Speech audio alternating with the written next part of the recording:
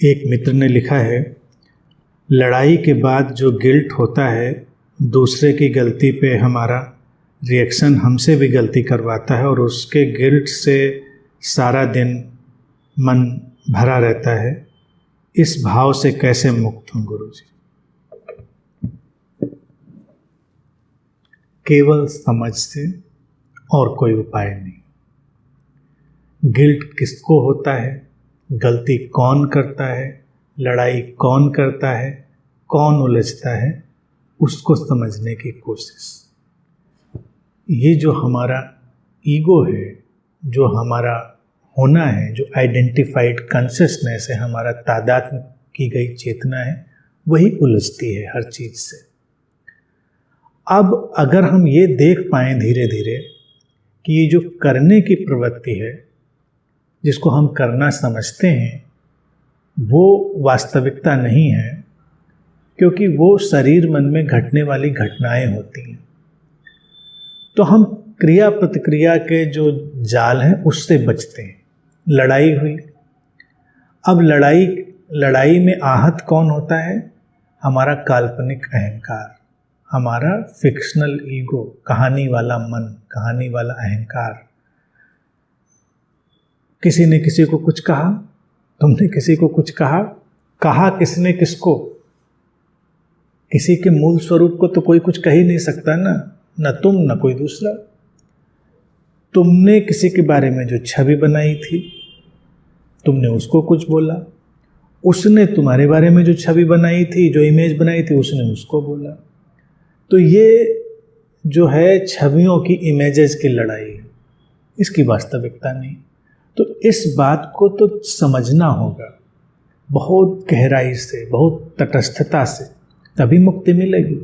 जो पूछा है ना कि इस भाव से कैसे मुक्ति हो, अपराध बोध से, द्वंद्व से, लड़ाई से, जब तक ये बात नहीं ठहर कर देख पाओगे, उलझन बनी रहेगी, द्वंद्व बना रहेगा। तो पहला तो ये कि शांत हो, देखो इस बात को कि हमारा होना सचमुच में क्या है।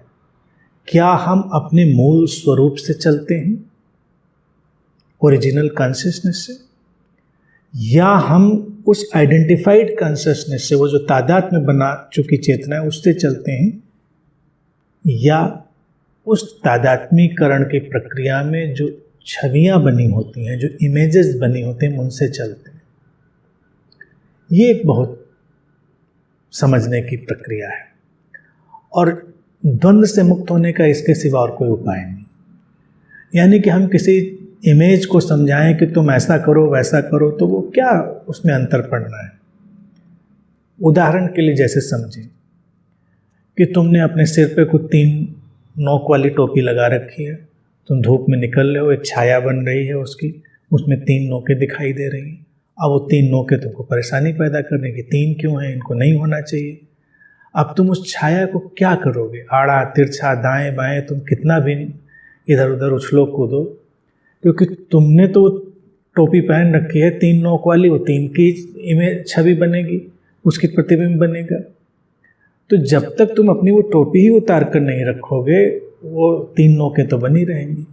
तो जो इमेजेस हैं, छवियां हैं, वो ऐसी हैं कि तुमने अपने भीतर कुछ ऐसी प्रोग्रामिंग बना ली है जिससे कोई इमेज, कोई छाया, कोई शैडो बन गई है। छाया और इमेज एक ही बात होती है ना।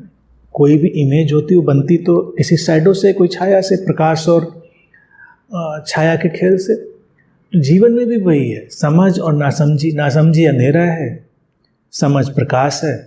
इन दोनों के गड्ढ मड्ढ होने से, कुछ समझा कुछ नहीं समझा, कुछ जाना कुछ नहीं जाना, उनके गड्ढ मड्ढ होने से तमाम छवियां बन जाती हैं। तो अपनी जो पहनी हुई टोपी है उसको ही हमको उतार के रखना है। ये है अपनी गलत कंडीशनिंग को हटाना। अब तुम अगर सोचो कि बिना टोपी उतारे ही तुम उसको हल कर लोगे, तो हल होगा नहीं। वो द्वंद्व, वो अपराध बोध सब वही का वही बना रहेगा। तो वास्तविकता ये है कि अगर उससे मुक्त होना है तो स्वयं की तरफ लौटो। स्वयं की तरफ कैसे लौटेंगे? देखेंगे कि हमारे होने में कितनी हमारी कंडीशनिंग, कितनी हमारी प्रोग्रामिंग शामिल है, कितने बाहर से विचार, धारणाएं, मान्यताएं लेकर हमने अपने आप को बना लिया है। जो बना लिया है क्या वही हमारा होना है या हमारा होना इससे कुछ इतर अलग है? ये नाम, रूप, इन सब का जो सिलसिला हमने अपने भीतर पैदा किया है, सामाजिक मान्यताओं, प्रतिष्ठाओं और सामाजिक सारे संस्कारों का, क्या वही हमारा होना है? तो वो तो नहीं है। जैसे ही वो परत हटी, उस परत का हटना ही हमारे ऊपर पहना गया कोई भी हेड गियर, कोई टोपी का हट जाना है, बस फिर छाया बदल गई। तुम बदलोगे, तुम्हारी छाया बदल जाएगी, तुम्हारी इमेज बदल जाएगी। फिर इमेजेस का संघर्ष नहीं होगा। पहले दूसरे की इमेज को बदलना तो संभव है नहीं, तो कम से कम अपनी इमेज को पहचानो और उनके प्रति थोड़ा प्लेफुल हो जाओ, खेलपूर्ण हो जाओ।